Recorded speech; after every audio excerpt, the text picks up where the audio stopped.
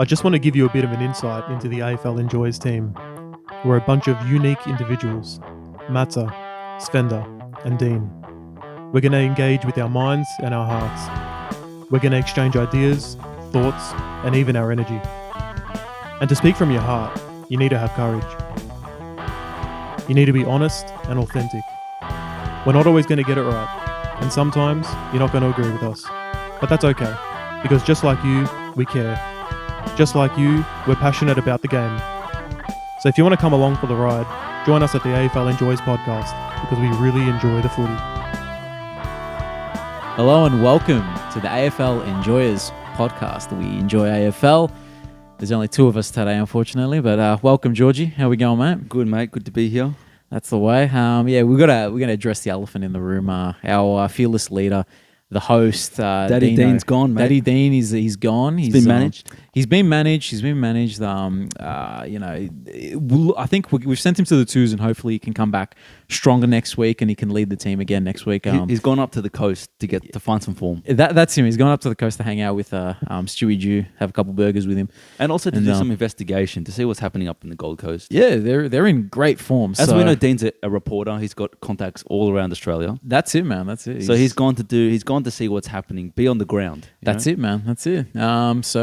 George, we're going to do a couple of different little things. You had some comments to make about Barrett, or do you want to do the questions first? I don't know. Look, man, I'll get right into. I saw something before the round started, and it caught my eye, and I thought it was the most ridiculous thing I've ever seen in my life. That's a huge statement, man. The most ridiculous thing I've ever seen in my life is a huge statement. Yeah. You tell me whether you agree. All right, so go. Damien Barrett, he does this segment before a round that goes, if, then. I've never seen it before. Actually, I haven't? No, you're kidding me, bro. I've got the AFL app. Come on. Okay, so everyone knows about it. So then it won't be, or it might be a shock to you, but we'll see. Collingwood, right? Yep. This is what Damien Barrett had to say.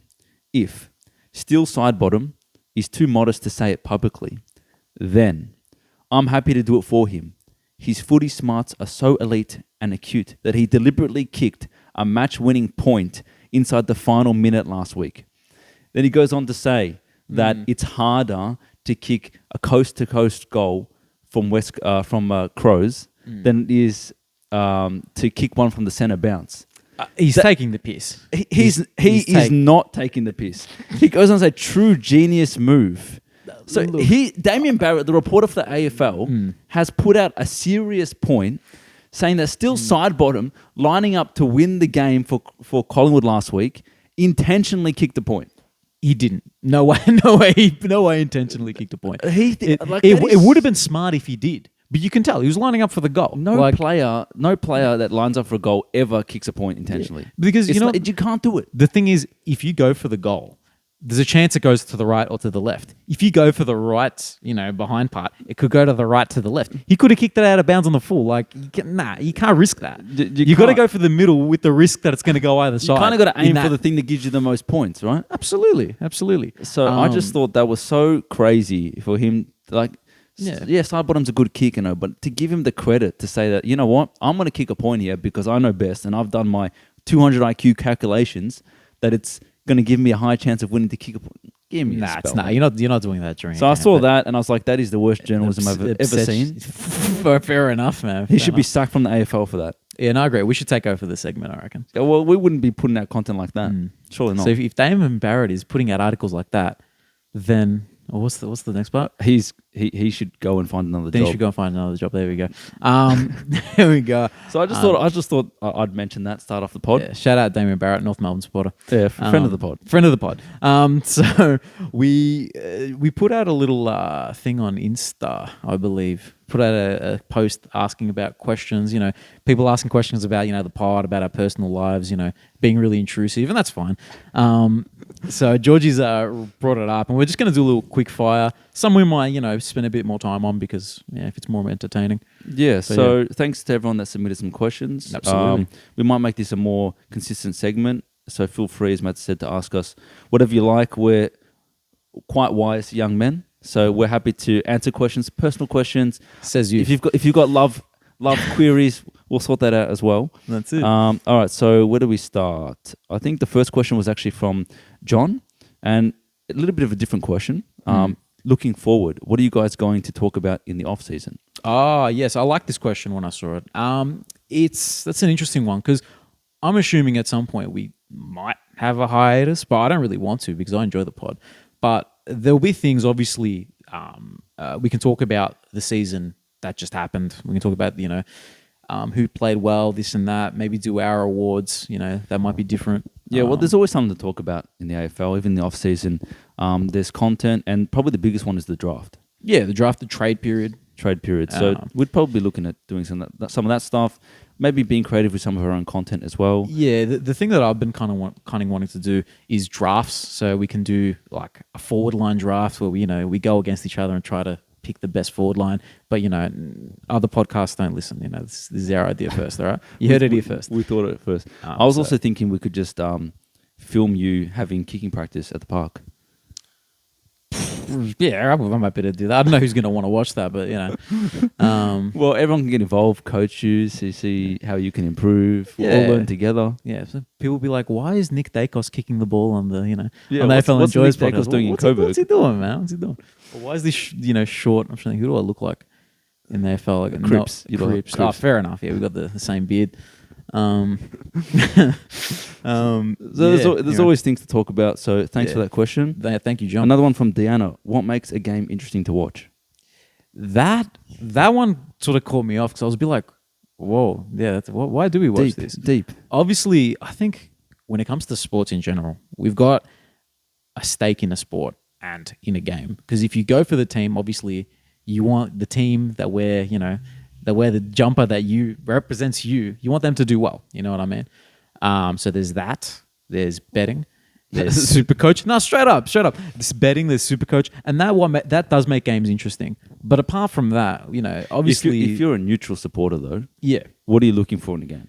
I think you want to see some good ball, kicking skills. You want to see some one-on-one contests. You want to see tackling. You want to see, a tough, contested game. Yeah, I reckon. And I think an even contest as well. You don't of course, watching a smashing can be fun for about 10 minutes, but after that, you turn it off if it's not a team you're invested in. Yeah, if you're a neutral, you want to see high skilled, high scoring. You want to see it being a tight contest going down to the line, and those usually make for the games that you remember, right? Yeah.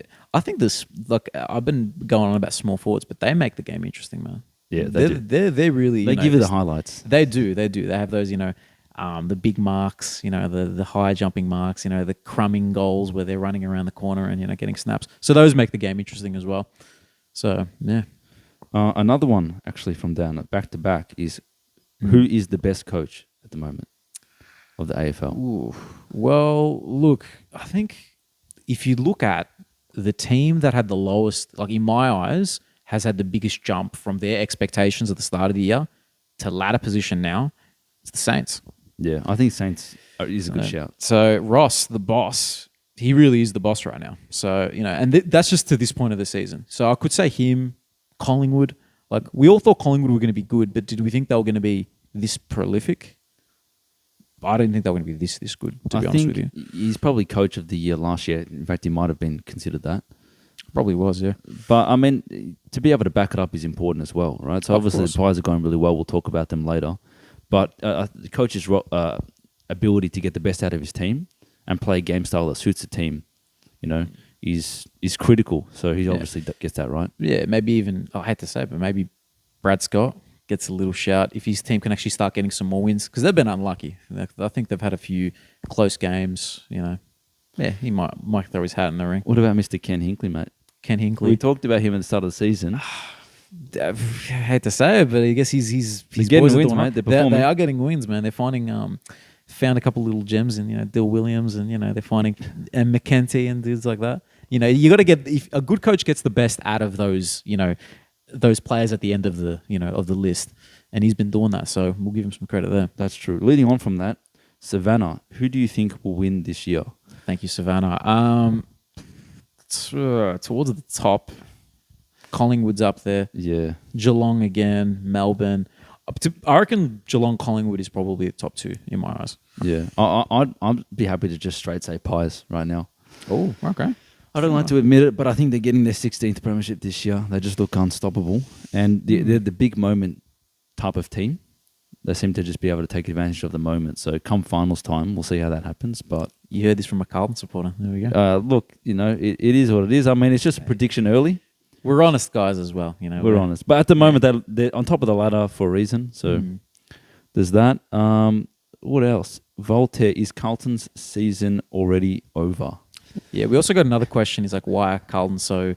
Why are Carlton still so bad? Still so bad. We'll go by that from another person as well. So we'll thank that person. I'm I'm going to hand this over to you. I'm happy Georgie. to get straight into round one based off this question because Yeah. there's a bit to talk about with the Blues. We'll say there was more questions. We might get to them in later weeks. There was also a couple Supercoach questions, and we'll get onto that for the Supercoach pod. But yeah, let's 100%. get onto Carlton. All right, versus so Blues. Brizzy. Big expectations getting into this game for the Carlton, and they did not meet them. No, So- they didn't. I wasn't on. We tipped them. We tipped them them too. as well, so there you go, home and game. that was a unanimous tip, wasn't it? I think so. Yeah, oh, man. We're disrespect. I don't know if we're disrespecting the Lions or Carlton. Are they bad? I think Carlton's bad, bro. Yeah, I tend to agree with you, man. So I tend to agree with you. what do I say? I mean, the game against St Kilda a couple of weeks ago was pretty eye-opening for the Blues, and we were quite worried as a fan base that the team wasn't performing, and that we weren't going to get the best out of the players that we have here because there's a lot of talent in this team, or at least seemingly it looks like that. Yeah, on paper, you go through each line, and it's like two of the top 5 key forwards in the game. The midfield group is very strong now. You've added Cheras, gone really well. Big raps from a guy called Sfenda on Fan Footy. Yeah, I wonder who that is. I don't. Could be anyone. Cripper, Walsh. Yeah, good list, man. So, well, it seems like that. You're right, and we come into this Brisbane match, and after a massive win against West Coast, so bit, lose to Crows, lose to Saints, not looking too good. You kind of ease the kind of stress on the Carlton supporters by having a massive win against West Coast. Now the next test, and they failed. So the teams like Brisbane are contenders. Crows are going well this year. Saints are going well this year. They've failed against these teams, these high pressure games. And the biggest problem I see, or the biggest thing that's stressing me out a little bit, is the fact that this team just can't seem to perform under pressure. They can't seem to perform under pressure, as in when it's a big game important to win, they can't perform. And also when in the middle of the game, when they're tackling hard, the ball's moving quickly, they just make the wrong decisions and they can't execute their skills. And that's happening from even like key experienced players. I've noticed Doherty, when he's under pressure, he's kicking it's woeful. That's right. And you mentioned the back line. Wiedering was responsible for 2 goals of turnovers. That's poor. And That's he's poor. meant to be the rock in the back line. So he's a good player. He's a great player. Is he rocked by the fact that he got scammed out of his life savings? Is that affecting his psyche a little bit? You reckon? I mean, I can't speak for that. Maybe. I mean, it's not going to help, is it? No, I wouldn't have thought so. But the thing is a lot of these players, like Wiedering, is such a solid player. Walsh, for example, the type of player that keeps going. Even he's not playing at his best. He had like something like 20 contested possessions, 9 clearances, and yet you didn't even notice him in the game. You know what I mean? So this place is working so hard, and they're just not getting any return. Everything's so difficult to score, so difficult to move the ball forward. And the line, it shouldn't be that way. Shouldn't be like that. When you've got 2 key forwards who can take a contested mark, and one who's running up the ground and giving an option in Kerno, shouldn't be that hard. And it looked like they tried to get the ball moving quicker. To be honest, Kerno was beaten by Payne, who had probably his best game for the Lions. If we're going to go over to the Lions, they 2 dudes who are going to get their flowers, Payne. Yeah. And I made a comment on Twitter, and finally, I got a little bit active on the Twitter. He got his flowers on the broadcast as well, so it's getting noticed nationally, which is great. Because even though he's not the greatest, like he doesn't have much pace on him, he's not a very he's not a huge athlete, if we can say, but he's just big. So he can do his job. He can hold down a key forward. Yeah, no, he had a great game, man. Great game. So he was affecting Kerno's ability to just do what Kerno does. Yep. And the Blues just look rattled. And in a way, it kind of reminded me a bit, and it sounds crazy, of the Brisbane North Melbourne game a couple of weeks back, because Brisbane scored pretty much all of their ball from turnover. Of their 100 points, 85 points were scored off turnover. You're not wrong. Like there was a lot of goals where it was just there was someone ahead of the last defender, and they'll just kick after kick over the top. Yeah. Yeah, it didn't look good. Well, I hadn't watched a game where Carlton played where it felt like every little mistake they did was punished. And is that Carlton's fault? I'm assuming it's just Brisbane just being lethal and knowing when to turn it on, knowing when to push forward, I guess. Well, nice little interruption there. Yeah, there you go. Well, Phone's on silent, bro. Come on, man. Yeah, sorry. We got a podcast going on. Switch it off. Switch it off. No, all good. That girl that's texting me better wait. Yeah, No, she's gonna have to. Can I message her? No. Yeah. You message her. Sort it out. Is that? Hey, there you go, man. We'll leave it for It's later. actually work. So anyway, whatever the case is, pretty worrying trend for the Blues at the moment, and they've got a couple of big weeks coming up. So we'll see. We'll get to know a bit more about the Blues, but at the moment, I wouldn't be surprised if we lose the majority of our next games against teams that are around us: Bulldogs, Collingwood, Essendon, Sydney. These type of teams, and if they do, all hell is going to break loose. Oh, Voss is gone. You think he's gone? Yeah. You kidding me? If you can't put all these talented players, you can't put them, on the same page and playing good. No, he's got to go. It would be so wild if they change coaches again. But if that's the case, this team is just uncoachable. Maybe you're right. But anyway, another thing I want to say for Brisbane: quadruple double for Dunkley. We got to mention them a little bit. He was amazing. Yeah, that dude was 20 kicks, 10 marks, 10 handballs, 10 kicks. I'm pretty sure that's what equated to the quadruple double, which is rare in footy, rare in basketball, rare in any sport. I'm assuming. So we'll give Dunkley his flowers. I think it was probably his best game for the club. So up against Cripps for most of the game as well. He's been sort of understated this year. You know what I mean? Like, he's been good, but maybe it's because we're expecting high Supercoach scores from him. That hasn't quite landed. That he's actually had a very good season. Yeah, we talked about how he was a big pickup for them this year to boost their midfield, and he's almost the main man there. I mean, Neil hasn't had a massive year. No, I think he's the main man because he's not only is an inside beast, he's a marking target as well. When they're exiting 50, he's a great overhead mark. So, it makes a difference, when a midfield is doing that for you. So that's a good point. Yeah. Good point. All right, do we move on to the next game? Yeah, the next game. No more Blues talk, making me sad. Yeah, no, fair enough, man. Next game was Richmond versus West Coast, and it was a scrappy game by two teams who they're bottom 4 teams right now. So, or maybe Richmond bottom 5, 6. Look, not a lot to say about this game. It was a very depleted West Coast team, and they lost another one in Jai Cully. So, friend of the pod, get well soon, brother. Well, the thing that's crazy about this game is up to half time it was even. Yeah, it was actually. There was a point where I was thinking, geez, West Coast are a shout here. I know. If West Coast won that game, it would be mental, absolutely crazy. Yeah, see, it would have been good because then we would have another short, of me failing an NAW null because that was my null for the week. Well, there'd be a lot of content, a lot of Richmond-based content of how their dynasty's over. Dean had called it last week saying that, they're finished. I don't think he's wrong at this point, but it was not. They didn't. It was interesting because obviously not a lot of West Coast fans in the crowd.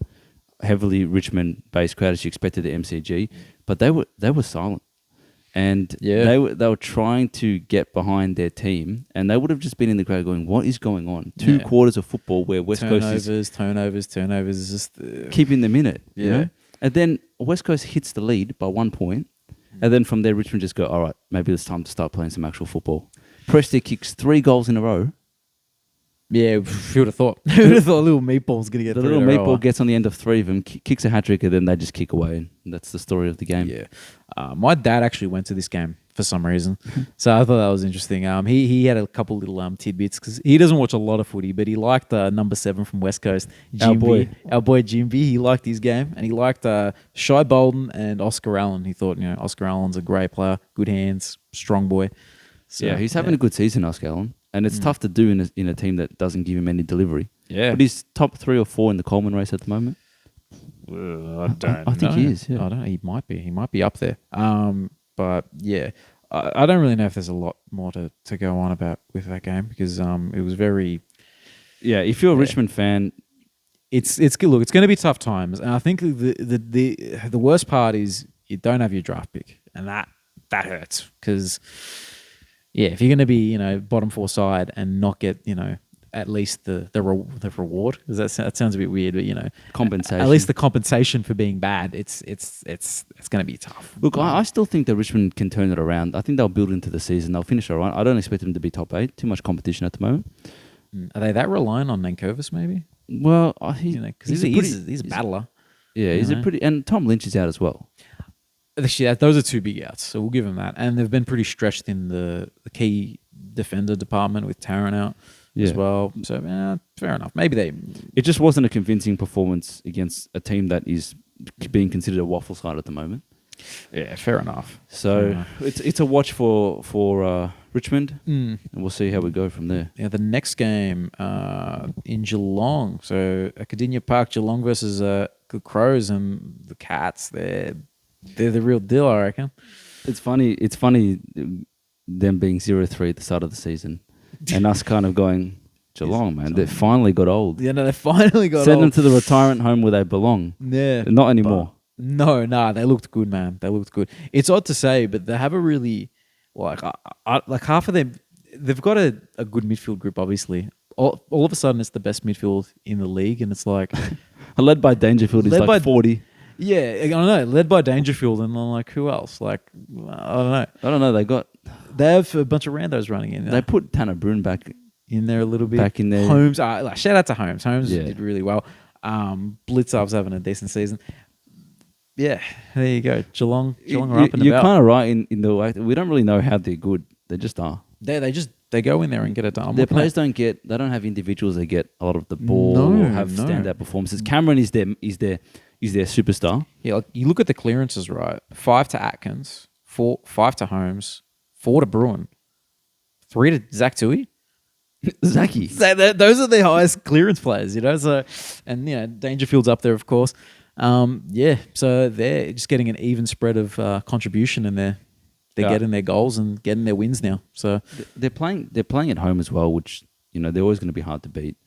I think credit to Adelaide as well. Like they're a battler team, and they don't go down easy. So if the game threatened to open up at all, Adelaide was able to keep the margin close, and even at points in the last quarter, nearly got close to closing that margin. There was a point where Rankin was running into the 50, and I think he had Mitch Duncan chasing him, and he had him for speed big time.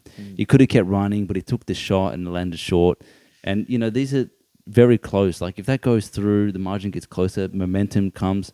It was hilarious actually in the first quarter when Crows had a bit of momentum, and there was not one Crow fan in Geelong. Fair enough. When I mean not one, there might literally have been no Crow fans. Wow. And the silence was deafening. Like you could hear the birds chirping.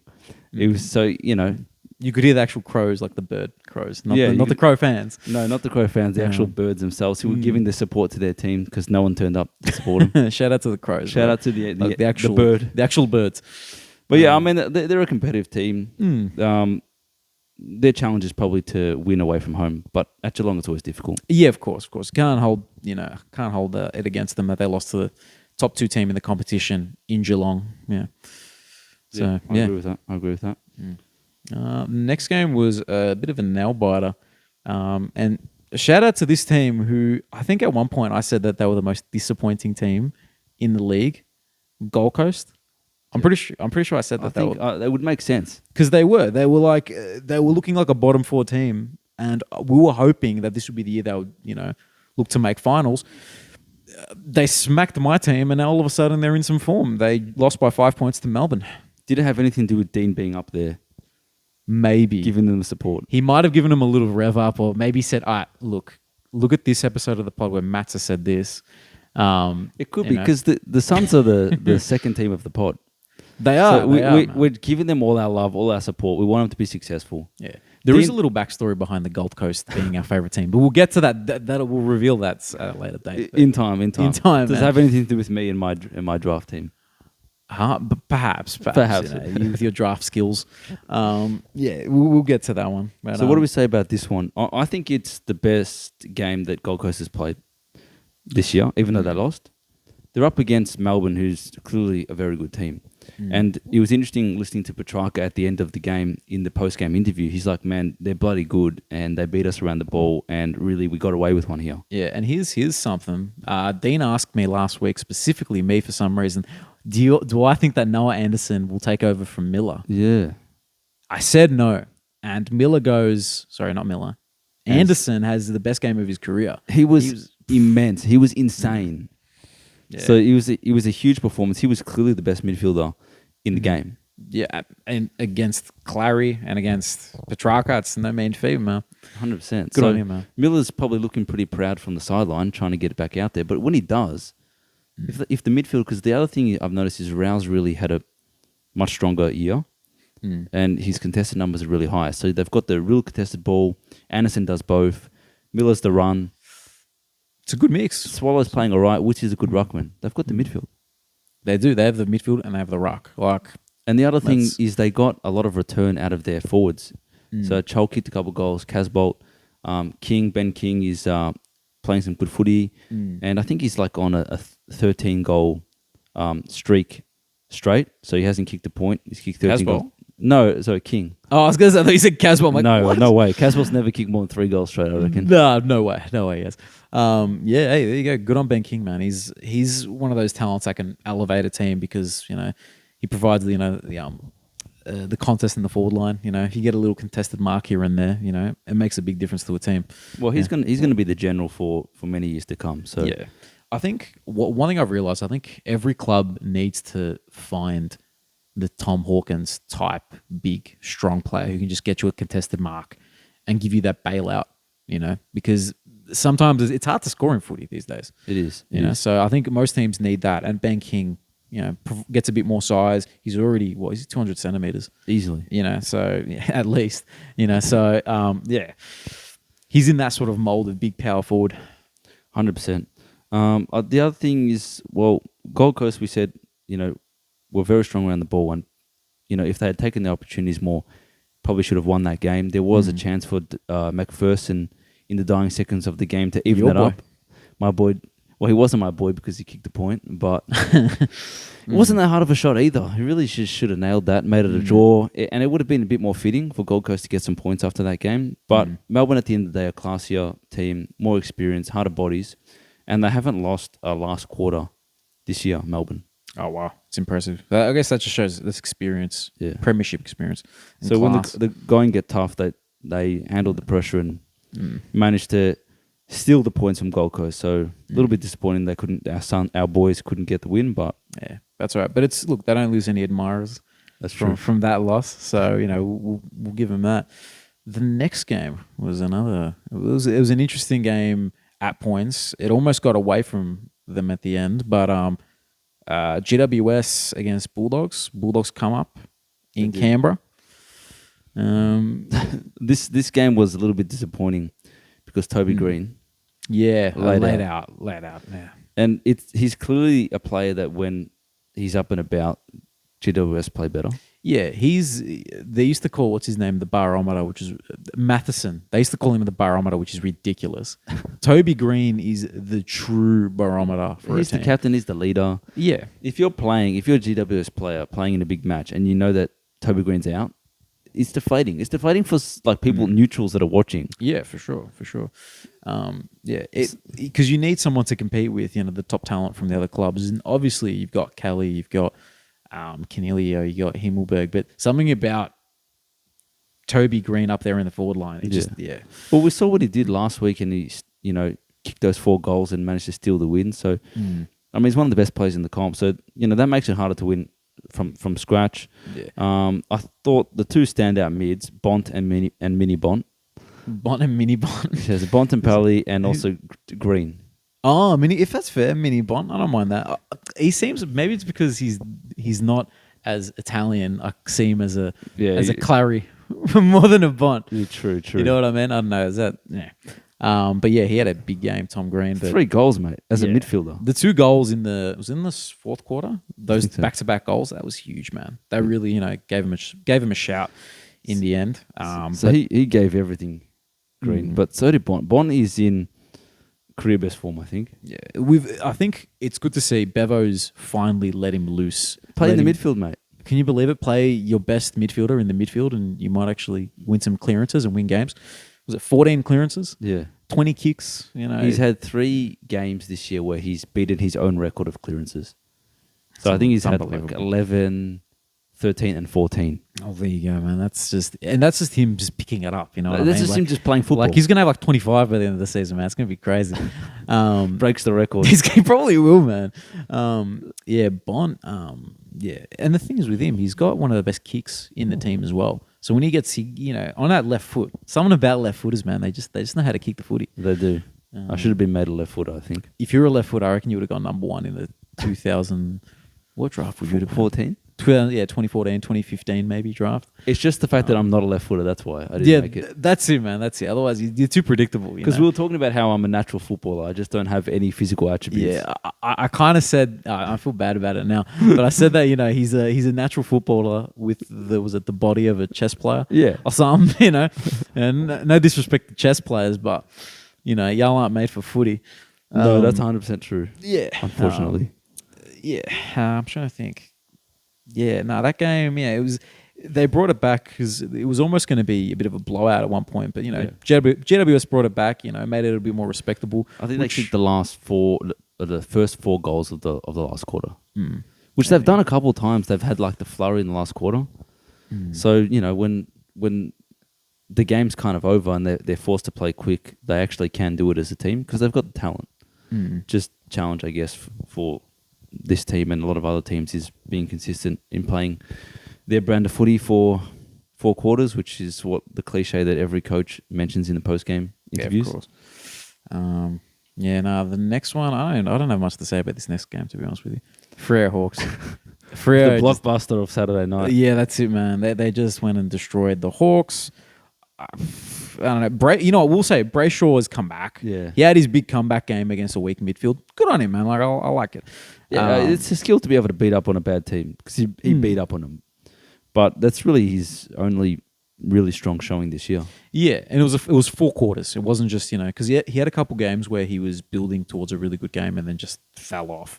Yeah. But finally he's back into form. So Freo actually moved the ball with some speed. They actually had some efficiency inside 50, but it's against the Hawks.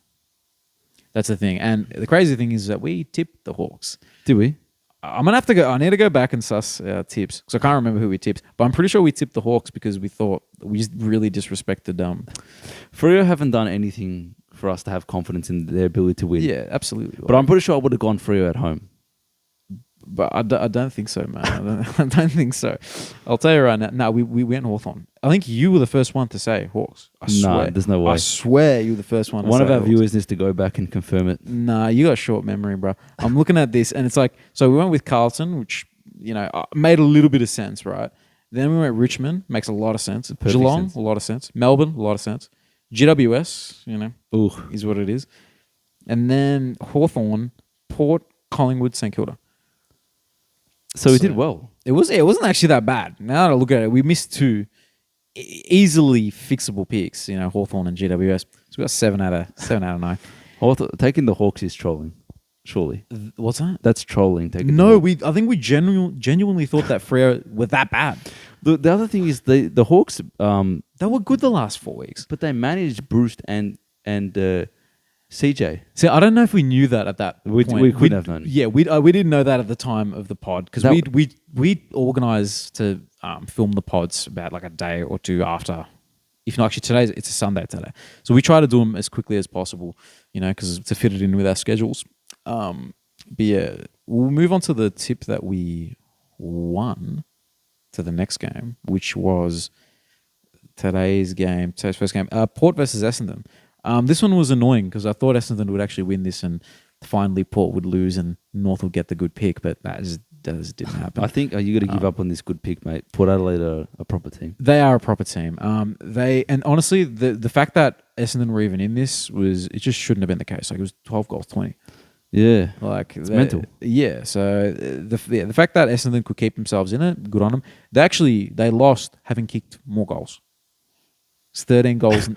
It was 12 goals, 2092, 13 goals, 987. So that's impressive. Yeah, that's pretty that's crazy. impressive from Port Adelaide. You know, look guys. It's almost like they intentionally kick some points yeah. to win the game. Yeah, it was an objective. You know what I it's mean? an It was objective. like, We'll just kick some points and retain it in our forward line. that's it. It's like, I don't know I'm pretty sure it's on PlayStation. It's like only the top 0.2% have done this one. Yeah. And it's like, win a game scoring less goals. And that's what they did. So good on Port for breaking history. That's it, man. That's it. So we'll give them a little bit of credit there. I think, Horn Francis has been playing a lot better. Butters was the man this game. He's been the man a lot this year. Yeah, I think it's it really shows that, you know, to Ken Hinkley, Butters he's the boy. Stop playing him half forward. Get him in the guts. Get him on ball. 100%. I couldn't agree more. Yeah. So and he's one of your favorite players as well. He is, man. I love Butters. He's got a chess player's body, but you know has a bit of bit more zip. If I could be one footy player, it'd be Butters. Fair enough. Actually, that's a good question. Actually, if you could be one football player, who would be? Yours is Butters. For me, I think I need to like brainstorm this. It might be a question for when Dean gets back. Yeah, when Dean, when you watch this, what's your heart telling you? What's my heart telling me? Yeah, Oh, because I would say Butters straight away, man. I love that kid. the first thing I'm thinking of, I think I'd want to be a key forward. Oh, really? Yeah, I'm thinking something. I don't know. The first thing I thought was, man, to be Jeremy Cameron would be sick. You know what I mean? You're running and up you the can field. farm as well. And I can farm as well. And I don't like farming, but you know, it seems like a really noble thing.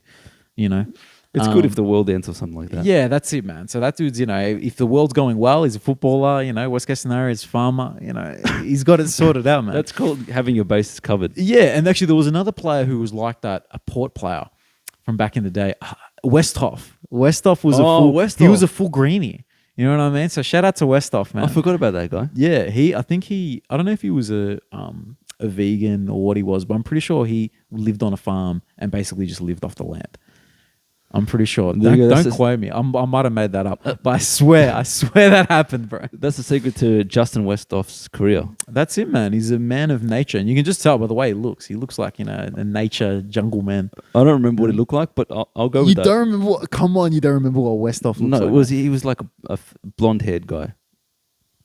This is disappointing. You're honestly you're showing your true colors, bro. I remember his name. That's something. Justin Westhoff, man. He had the big beard. Oh, the beard. Brown hair, yeah. brown long hair. I thought he was a ruck forward, man. Yeah, he was handsome guy. He was a handsome man. You know, he was, you know. Man, that's tough to hear, bro. Live on the pod. We're gonna have to start this again. My memory does not serve me well. That's why I'm really bad at guess the player. Fair enough. I feel like your short-term memory is good though. You'll start like naming random plays, or actually your Carlton memory is really good. I can remember like the fantasy scores. Fair enough. If you ask me what like Walsh scored like 3 years ago, round 2, 110. There you go. And no one's gonna check it. Check it. No one's gonna fact check it. Don't fact check it. Yeah. What about the Dons? The Dons. I don't know. Carl Langford, 2 goals. He's playing all right in the forward line. Look, new look forward line. I think with them, they're obviously they're relying on their midfield to, you know, get them forward. I think with them, Zerk Thatcher, when I was watching him, he looks like he knows what he's doing as a defender. He just doesn't have the physical capability to stick with players for the entirety of games. Obviously, he got destroyed by Hawkins the previous week. Yeah. Like 8 goals. It's like he wasn't even there. This week, he looked good up to like the 3rd or 4th quarter, and Dixon had his way. Yeah, I think they're screaming out for a key defender. And Jordan Ridley got injured as well. Yeah, and I was going to say, him going out obviously makes it harder for the key defenders back there to, you know, hold their own, because he's always, you know, coming in third man up, and, you know, he reads the play really well. Yeah, Riol is going to have to get a suspension for the incident. I think so. Yeah, so he was off the ball. He was off the ball and he injured the dude. Not hard to get suspended these days. Yeah, true. There's already a couple of dangerous tackles that have been banned already. Yeah, I think Van Rooyen copped one. I have to check Van Rooyen. Yeah, he got 2 weeks. Oh, did he? He got 2 weeks, yeah. So, but yeah, on to another game, the way the AFL, you know, fixtures the games, it meant that I had to watch the North game because I'm a North fan, and he had to watch this game with Collingwood versus Sydney. How'd you find that one, Georgie? I only got bits and pieces, but it was quite a good game. I mean, 2 high quality teams going at absolutely. it, and the weather kind of held up at the G, which is good. And I think there was about 71,000 people there. So Collingwood fans showed up in force, as they should. Good. That's good, man. The team's playing great football. Yeah. So it was a bit of a different look Collingwood game because they went behind with 3 minutes left on the clock. Yeah, sure. They just were ahead and kind of just started took the lead and won the game, which is a bit different for them, but good signs. Yeah, Sydney brought it back at one point. They got up by a couple goals, but at the end, I didn't watch the last half because I was glued onto the North game. Look, it's very interesting because the last couple of weeks, Dacos has been tagged, and he hasn't had the impact he had in the first couple of rounds. Let's be honest. No, he hasn't at all. But it hasn't stopped Collingwood from winning. Yeah, well, look, they have so much class outside of Nick Dacos. Yeah, and it shows that, like, 'cause something I was talking about in a previous pod was that when he runs and someone's tracking his run, that means someone else is going to come up free because of the gravity that he has when he's running. Yeah. So it just creates other opportunities for other players to make space and get the ball and run. So it makes for an interesting coaching decision though, because if you're taking out a player and it's proven that you can tag him and taking out from having a big impact on the game. He had 25 touches, but he wasn't. No, it wasn't damaging at all. But they still didn't win. So does the coach look at that as a success, as a contributing factor to them getting close, or not sure? I don't know. It's tough to say because Sydney they're not a particularly good side right now. If against the more even side, I'll be a bit more curious as to how that plays out.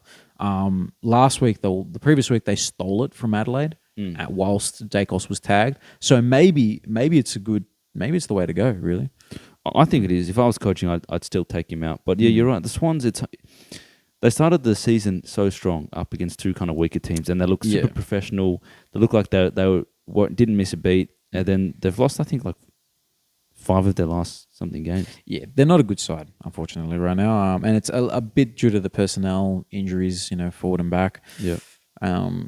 Goulden actually had a good game, though. I was just about to say he was a monster. Yeah, 37 touches. Behind the ball a lot. Yeah, he was getting a lot I think of it was like a wing roll. Yeah, wing but half back. He actually reminded me a bit of the Dacos because he was always free and, obviously running hard, providing an option. But the thing about Goulden is his kicking skills are exceptional as well. They are. And his decision-making is good. So he kind of had that role where he was playing a little bit uncontested, marking, kicking, just getting the ball moving forward. And when he was in the guts, he also got some clearances as well. I think he had 5 or 6 to his name. So he just had a complete performance. He was kind of the clear standout for the Swans. Yeah. And for Collingwood, Myercheck, 5 goals. There you go. He's the only multiple goal scorer in the game. Wow. Both for Sydney and for Collingwood. So it was the Myercheck game. That's it. Also. He's the star of this one. But yeah, Collingwood clearly too good for Sydney. Sydney put up a good fight. It was a tough contest. It wasn't an easy win or anything like that, but still too good. There was 2 things that I noticed for this game. It was both during the second quarter. Did you see the goal review? And there was heaps of them in the game. The one where is it Sheether? Mark Sheether. I think he's the first Mark we've had for a while. That's Mark with a C since Mark Murphy. Right, my boy. What I mean? So Mark Sheether. So he kicks the ball off the ground. Yeah. And it hits his own hand and goes in. And the review, they got through the review. The commentator's like, I hit his hand on the way through. But the person doing the review didn't see it. Right. And they gave it a goal. So that's the review. Is that his first goal? Probably. I don't even know who this guy is. No, I don't even know who he is, man. Was he even out there? Am I making this up? No. So that was crazy. I couldn't believe what I was reviewing there. That umpire had 5 score reviews.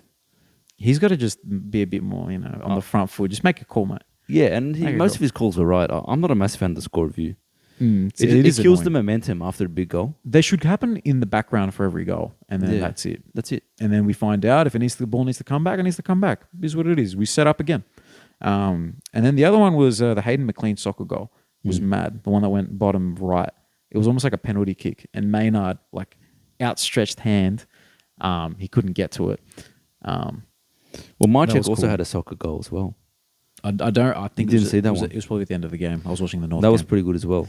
Might get a little nomination for goal of the year. Yeah, I'm gonna have to go back and see the footage. Go back and watch the Pies watch win the again. tape. Yeah, Yeah. So anything else you got for that game? Any, No, pies are insights? good. Pies are good. They were good. Good on the pies, man. Pies are good. The next game was North versus Saints. I'm probably not going to go on about it as long as we usually do because with Dean and I, we could talk about it forever. We should probably do a North Melbourne Enjoyers pod just to really so we can really flesh it out. But I think it showed that the Saints were really good at just absorbing pressure. So I don't know if the positives from North, which I think there was a lot despite the scoreline, I don't know if that's because they allow teams to attack and then they just absorb it and then counter. I don't know if it's because of that, but we were able to get a few link-up plays looking... The link-up play was looking a lot better than it usually does. A lot cleaner, less turnovers than usual, even though there still was a lot. So there were positives from North. Ben Mackay was back to intercepting, which was good. Was that his first game back? No, he's played for a couple of weeks before this, but he's finally started to get, I think he had 10 intercept possessions, and that's great to see because that's his MO. Logue went up forward, and he was, even though I don't think he wants to be there, but he gave it his all and competed. I thought he did pretty decent. Blake Drury, the guy we were talking about. What do you think of his first game? I thought he looked very comfortable at AFL level. I don't think it was the most complete game. He had a good first half and just sort of fell away in the second half, but he looks really comfortable, uses the ball well, so I'm pretty happy with Drury. And to be honest with you, I'd rather see him and Bergman and Flynn Perez out there than Hall, Kane Turner, Howe. There's no need for these older dudes who aren't going to be in the next premiership. There's just no point of them being out there. I'd rather see the young guys get given the opportunity. They're just hungrier and they're better users of the ball as well. So there's no reason to have too many experienced players who aren't that good anyway. We're still carrying some dudes who probably aren't getting games for other teams from other teams. Unfortunately, I think Cunnington is one of those players. Hard to say. Hard to admit as a North fan, but he's coming towards the end. Yeah, this is his last year. Sure. Yeah, it must be. He's been a champion. He's gone through a lot. He's battled to get back into footy, but he's looking really slow out there. Like he's a plodding midfielder, and you can't have too many of those. I don't even know if you can have one these days. Probably not. Footy. Look, we've Unless seen it his with contested game is just super strong, yeah, which it was at one point, but not this year. No. Well, look, Will Brodie last year was that plodding midfielder, but because he was so good on the inside, it was fine. This year, he's not in the team. So I don't know what's going to happen with Cunnington. But look, we're always going to appreciate what he did for the club, and he provided a lot of joy. He got us winning games that we shouldn't have won. So that was really entertaining as a North fan. So other than that, again, Saints, they absorb pressure really well. And there was another question, actually. It was Saints for the flag from guess who? No, I think I can guess, Chris. Yeah, he's one of the biggest fans of the pod. He's on Enjoyers Premium. He said flag for the Saints, and honestly, I'm gonna call it from now. No. Yeah, no. I hate to say it, Chris, but I think if this team is to win a premiership, they need to be better on the offensive end because 64 against North. It should be a lot more, and they did have a lot of behinds, but that usually you need to rectify that. They've got to be a bit more killer instinct in my eyes. Have to have a bit more of a killer instinct. It seemed a bit infectious from both teams. Like at one point, I think in the first quarter it was like North 6 points to 2 goals, like multiple points from Saints. I'm pretty sure we had our best half right in the first half for probably about 6 weeks. We didn't kick a goal. Yeah, it's crazy. The paradox of that. And that's a credit to St Kilda, but I don't know if that holds up at the pointy end. Look, I hope it does. I don't have an issue with St Kilda winning it this year, to be honest with you. But if I'm to give my prediction, it's going to be a no. It's probably like a 10%, win. No, I think they'll make the 8. They're probably going to make top 4, man. Do you think they'll make top 4? I'm going to go 40% chance they make top 4. Just done the quick maths. Yeah, that's it, man. That's it. I'm doing if anyone's ever played Zelda Skyward Sword, I'm Fee. I'm doing the percentages. It's like a niche call out there. Yeah, no, not really huge game. Master. Only 40% chance that they're going to make top 4. I reckon about 80% chance they make top 8. Like, or maybe even 90% chance they make top 8. I'd like to see them. Yeah. I like them as a team. Same. And as their players start to come back, and they build that chemistry in the team. Max King coming back soon. That's be the big big for them. one. That is the big one Because he's impossible to match up on if the ball's moving quickly. Well, there you go. Maybe I might change my mind if he comes back and shows he's good and he's actually kicking straight this year because he hasn't been able to do that throughout his career. That's true. Then maybe the percentage goes up and flag Saints. Maybe it goes into the maybe to probable range. I don't know. Look, whatever the case is, they've improved significantly from last year. Yeah. We kind of came into the season thinking they were a bit of a nothing team. They didn't have much of an identity. They've got one now. They absolutely do. They're like I was saying earlier, Ross Lyon probably coach of the year. Yeah. At this point he must be coach of the year. Yeah, I think so. He must be, yeah. And Jack Steele's now coming back into the team, getting a bit more of a run. So he's going to be strong in the midfield. Jack Sinclair, a player that I've kind of come to love a little bit. Very skillful. He's got a nice mullet. He does have a great mullet, man. I'm going to argue that it's better than Bailey Smith's mullet, to be honest with you.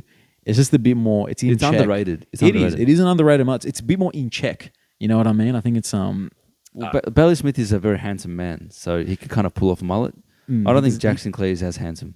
Probably not. So it's harder to pull it off. Yeah. But anyway, that's the round review that we've gotten through. We're gonna have to go on to the next one, and let's have a little look-see. Look at our tips. Yeah, look at. So we managed to get 7 last week. So that's pretty decent. Even though the Hawthorn one was really bad, but look, we'll take our 7.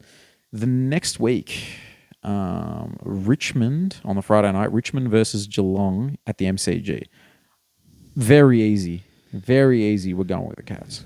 Don't even need to look at Dean's picks. Well, I'm just bringing them up. You know what? Don't only use it as a tiebreaker.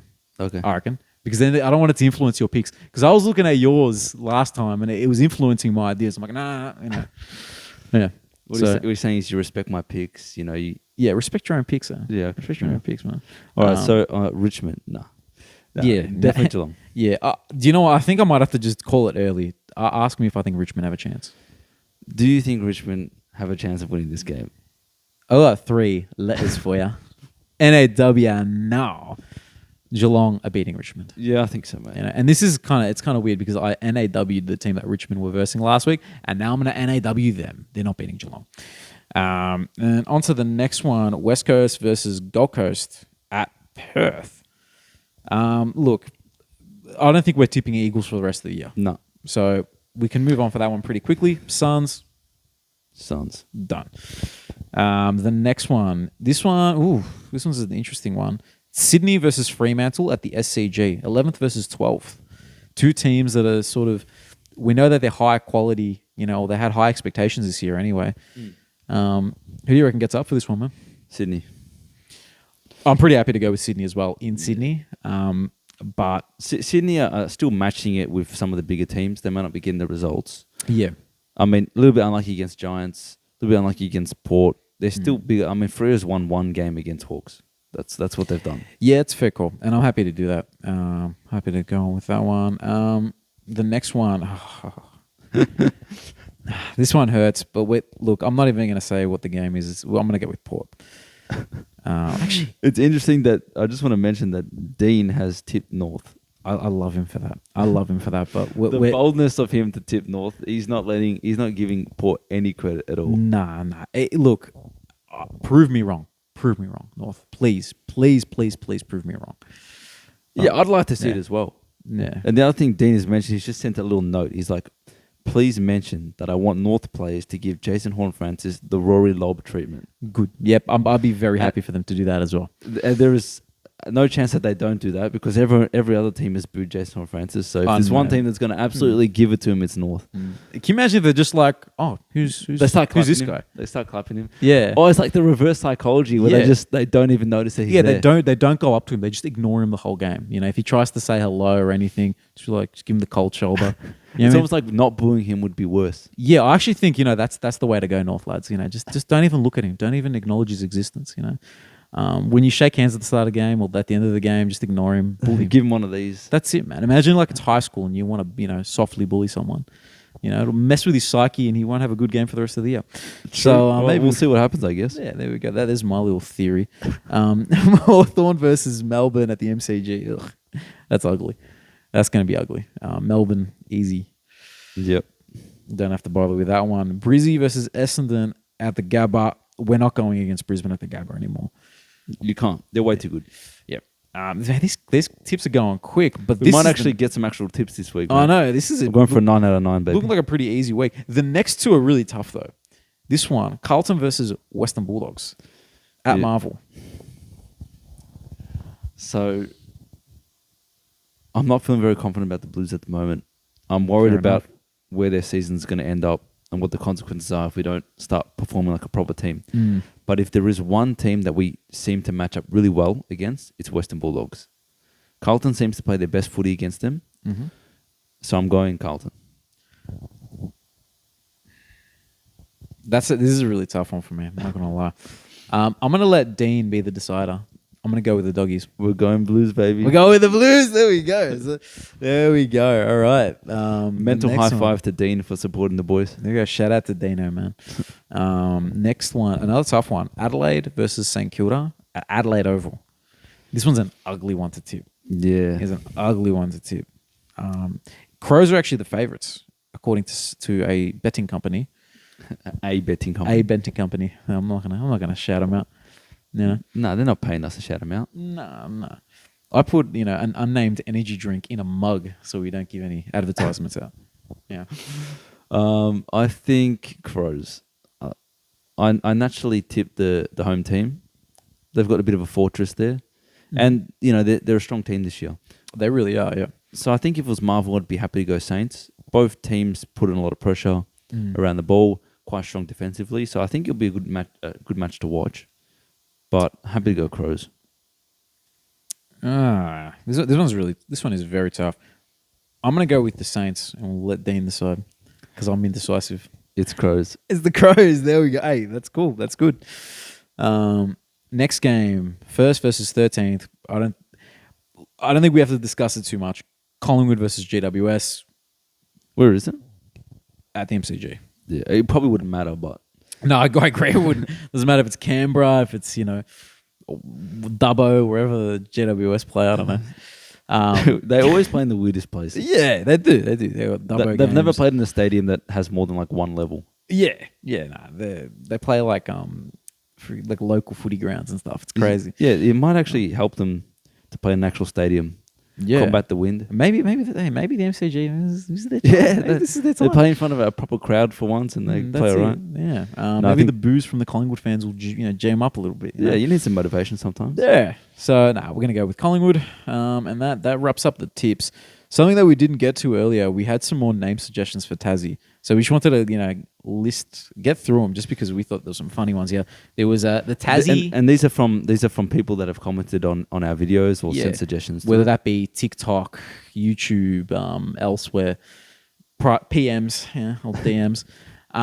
So the Tassie Tornadoes. which I don't mind. I don't mind that at all. It does have a nice ring to it. Probably this one's made me laugh. The Tasmaniacs. Tasmania. The Maniacs are gonna go crazy. You know what I mean? It just The Maniacs are in form. yeah, the Maniacs. There was a bit of support for Tassie Thunder, so shout out to you guys. I think Tassie Thunder's the way to go. I think it's a pretty sick name, to be honest. Yeah, with it's cool. you. Oh, thank you, man. They got Thank the you. Sydney Thunder that play Big Bash cricket. Oh, well, there you go. So it's a used, sporting team. It's used. It's, Oklahoma City Thunder as well is a big NBA team. There you go. That's where Josh Giddey plays. You've heard of Josh Giddey, yeah? Yeah, of course. Yeah, of course, man. Joshy Giddey. Yeah, or Joshua's. We have the Tasmanian Jets. It's cool. Tassie Jets. Yeah, Jets. Jets is it's a very generic name. You know what I mean? It's hard not to, because you got like the Bombers, you got a jet and a bomber.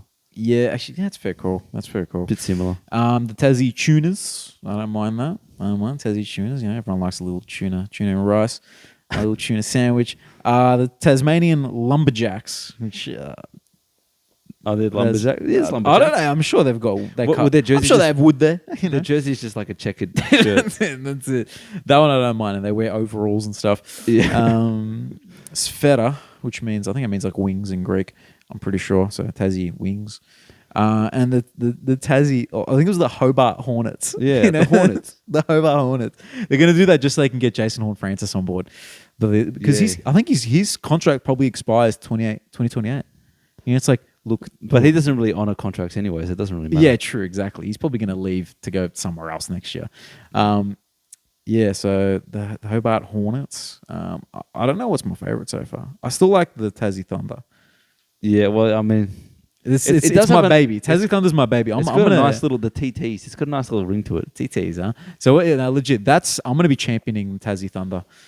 So if it happens, then you know who's influenced it. You heard it here first, mate. Tassie Thunder. I want royalties. Share some with me if you can. I would. Please. I'm a generous man. We chase the bag here. We want money. But yeah, anything you wanted to? What else happened this week? One other interesting was the kind of the launch of their AFL game, AFL 23. Man, look, I don't know much about the game, but I've heard that they've had to put a lot of patches. A lot of AFL YouTubers that really want to play the game and promote it have just shelved it because it's too glitchy. It's too glitchy. Oh, there you go. So hopefully AFL, who I don't know who the company is. I can't remember. Ubisoft, nothing. I don't think it's Ubisoft. It's not Ubisoft. It's not EA Sports. They'll be doing some patches and hopefully they can get it right because we all want a good AFL game. Yeah, like it's just It doesn't look that good. Yeah, the thing that I loved though was the image of Adam Simpson as a goal umpire. I think I saw it because I'm a bit of a night owl. I do shift work. I might have seen it at 2 or 3 a.m. in the morning, and I just lost it. I'm like, what is this? What's this brother doing here, man? What is he doing in the goal? I don't know. They're trying to say that he's going to get sacked, and that's going to be his new job. It's subliminal messages from from the AFL. It must be bad. So that wraps up our thoughts about a game that we don't have. Yeah. But if they fix it, we might play it, might stream it. Yeah, that's it. Like, look, honestly, like if I was to get it, I kind of got to get it soon because there's a new Zelda game coming out in like a week, and like a lot of flowers to Zelda. A lot of Zelda references. Mate, it's my favorite gaming franchise. There, shout out to Nintendo, man. We'll give Nintendo their flowers. Maybe Nintendo can produce an AFL game. True, and making an adventure game like Mario's in there. Yeah, Mario. I'm trying to think who would be. Bont is Mario, I reckon. Yeah, probably. Because he's Italian. Well, who's Luigi? Who's another? Rochelle, is he Italian? Taranto. Taranto's Italian. Taranto. Actually, Terra. Yeah, those guys. He's Waluigi. Actually, I think Taranto maybe he's Mario because he's a bit more stockier, and Bont because he's skinnier and tall. And tall. He might be Waluigi actually. He's fighting against him. Yeah, I'm trying to think. Yoshi, who's a green dinosaur? who has green dinosaur vibes? I know some Ruckman. Darcy, maybe. Is he green? He's purple. Oh, because Shrek. Yeah, Shrek. There you go. So Shrek is green. So we're going to go with him as Yoshi. That's a really, really loose, like, little association, but we'll take it. A nice little tangent. Yeah. But yeah. Otherwise, I think we'll wrap up. We will. TikTok is on its way. We're starting to, we've got a video up there. So hopefully... One singular video. Yeah, but we're going to be slowly uploading there. So, get around the TikTok vids. Get around Twitter, because I might do more than, one post a week on there. Get around, YouTube, Facebook, everywhere. Like and subscribe. We're on our road to 100 subs. We're close. Yeah, Bro McCreary. I'm about to buy some new Reeboks. Start training. That's it, man. He's getting some new Jordans. He's going to be ready to go. But yeah, thank you for the support, guys. Thank you for listening. And we'll see you on the next one. Thank you, guys. Bye.